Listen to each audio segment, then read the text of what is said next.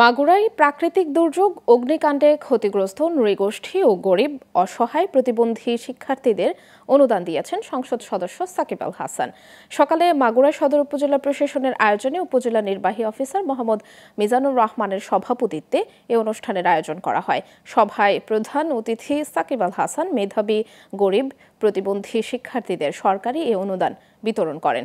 এ সময় ১০৪ শিক্ষার্থী ও অগ্নিকাণ্ডে ক্ষতিগ্রস্ত ২২ জনকে দেওয়া হয় প্রায় ৩.৫ লাখ টাকার চেক ও ৪৪ বান্ডিল ঢেউটিন।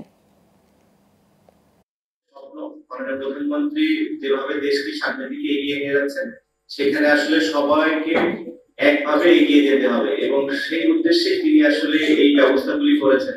তো এই উদ্যোগের সাথে যদি আমি সম্পৃক্ত হতে পারি, আমাদের সবাই সম্পৃক্ত হতে পারে, আমার মনে হয় যে আমরা দেশকে আরো ভালোভাবে তাড়াতাড়ি এগিয়ে নিয়ে যেতে পারবো।